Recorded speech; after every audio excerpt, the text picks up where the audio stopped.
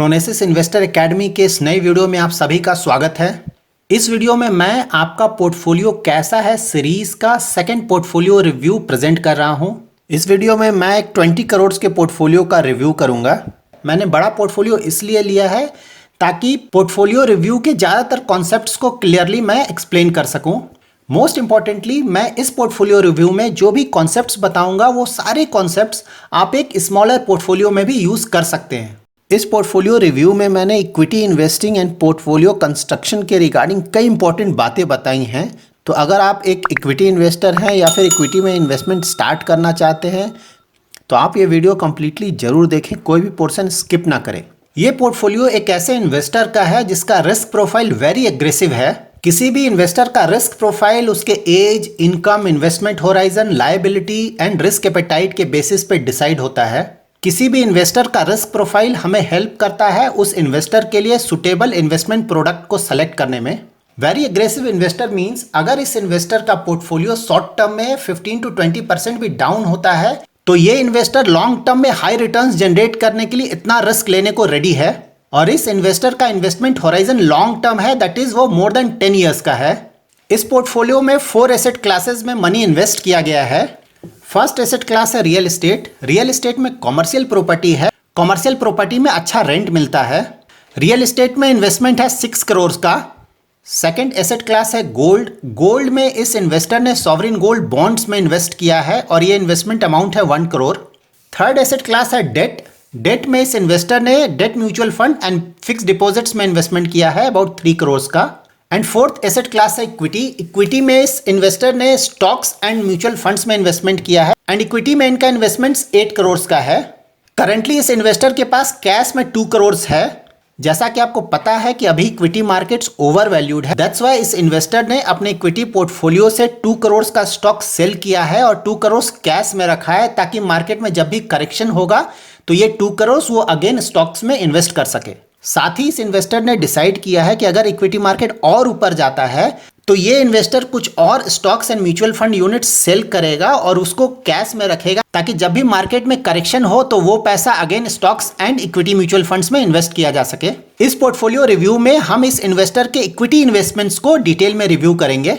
Equity में total investment 8 crore का है। Out of 8 crore direct equity में 4 करोड़ का इन्वेस्टमेंट है एंड इक्विटी म्यूचुअल फंड में भी 4 करोड़ का इन्वेस्टमेंट है एंड 2 करोड़ कैश में है ताकि जब भी मार्केट में करेक्शन हो तो इस 2 करोड़ से डायरेक्ट इक्विटी या इक्विटी म्यूचुअल फंड खरीदा जा सके।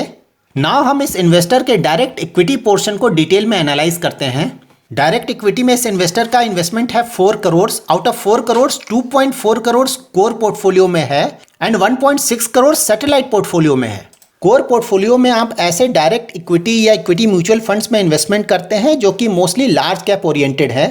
कोर पोर्टफोलियो आपके ओवरऑल पोर्टफोलियो के लिए अच्छा रिटर्न जनरेट करता है और साथ ही आपके पोर्टफोलियो को स्टेबिलिटी देता है क्योंकि जब भी मार्केट में कोई मेजर करेक्शन होगा तो ऑफ कोर्स ये लार्ज कैप स्टॉक्स भी करेक्ट होंगे लेकिन ये इमीडिएटली रिकवर कर जाएंगे और कोर पोर्टफोलियो के ये स्टॉक्स मोस्टली आपको कंसिस्टेंट रिटर्न देंगे और ये रिलेटिवली कम वोलाटाइल होंगे।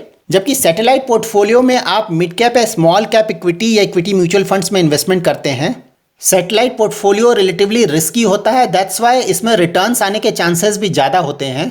जब भी आप अपना पोर्टफोलियो बनाएं तो आप अपने पोर्टफोलियो को 2 पार्ट्स में डिवाइड करें, core portfolio and satellite portfolio. Core portfolio में मोस्टली आप large cap stocks and large cap mutual funds को रखें एंड सैटेलाइट पोर्टफोलियो में मोस्टली आप mid cap and small cap stocks and mid cap and small cap equity mutual funds को रखें and bases your risk profile आप ये decide कर सकते हैं कि कोर पोर्टफोलियो और सैटेलाइट पोर्टफोलियो में कितना परसेंटेज ऑफ इन्वेस्टमेंट होगा। अगर आप रिस्क कम लेना चाहते हैं तो कोर पोर्टफोलियो का हिस्सा ज्यादा होगा, दैट इज अबाउट 80 to 90% और सैटेलाइट पोर्टफोलियो का हिस्सा काफी कम होगा, 10 to 20%।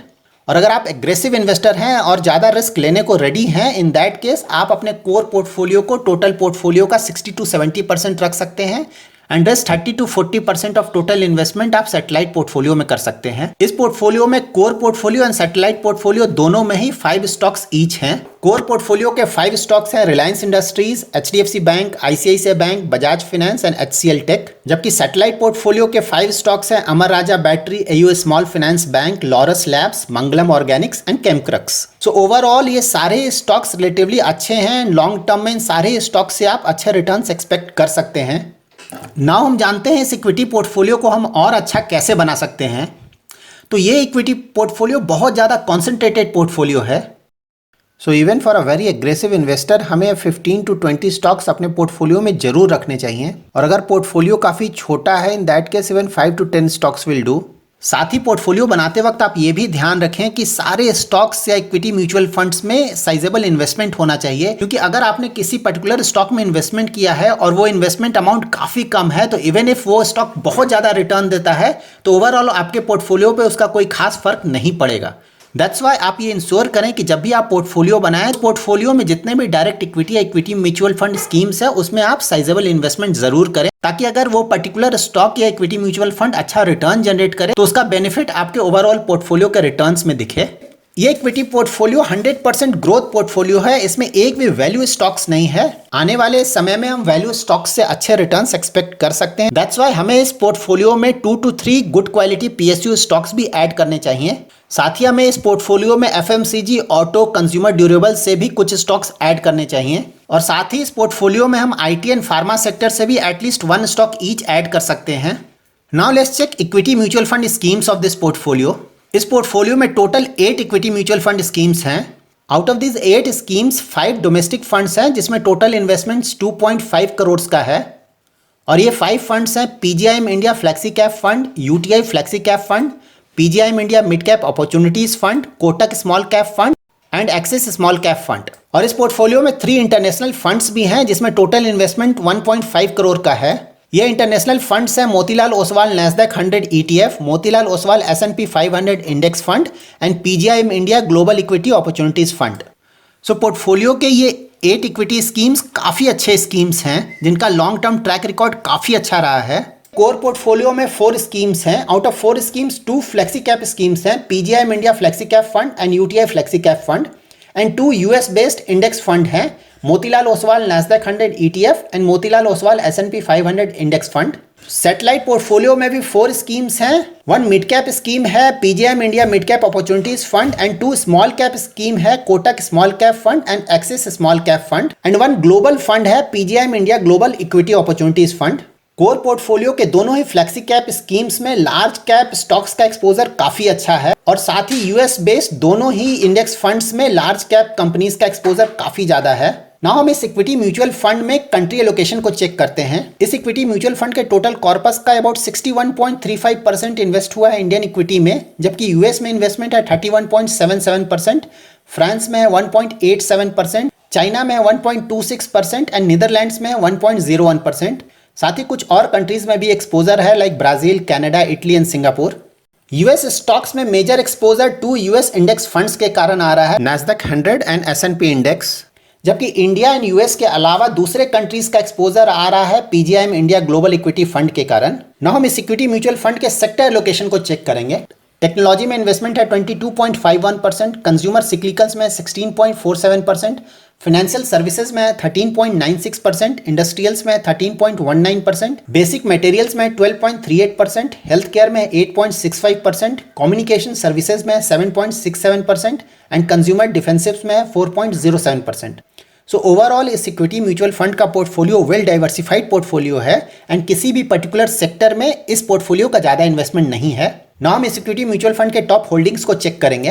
एप्पल में है 1.74%, ICICI बैंक में है 1.64%, माइक्रोसॉफ्ट में है 1.62%, अमेजॉन में है 1.28%, कोफोर्ज में है 1.26%, इन्फोसिस में है 1.20%, गैलेक्सी सर्फेक्टेंट्स में है 1.09%, HDFC बैंक में है 1% एंड माइंडट्री में है 0.97%। सो ओवरऑल स्टॉक वाइज भी ये वेल डाइवर्सिफाइड है, एंड किसी पर्टिकुलर स्टॉक में ज़्यादा इन्वेस्टमेंट नहीं है। सो नाउ हम इस इक्विटी म्यूचुअल फंड के रिटर्न्स को चेक करते हैं। सो लास्ट 1 ईयर में इस इक्विटी म्यूचुअल फंड ने रिटर्न्स जनरेट किया है 75.17%, 3 ईयर्स में रिटर्न जनरेट किया है 21.07% एंड 5 ईयर्स में रिटर्न जनरेट किया है 20.42%।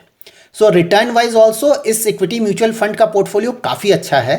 सो overall for a very aggressive investor ये इक्विटी म्यूचुअल फंड का पोर्टफोलियो अच्छा है। So now let's summarise the learnings of this portfolio review. आप जब भी अपना इन्वेस्टमेंट करें तो आप अपने इन्वेस्टमेंट को ऑलवेज 2 to 3 एसेट क्लासेस में सेग्रीगेट करें। बेसिस और रिस्क प्रोफाइल आप कुछ इन्वेस्टमेंट इक्विटी में करें और साथ ही कुछ इन्वेस्टमेंट डेट में भी करें।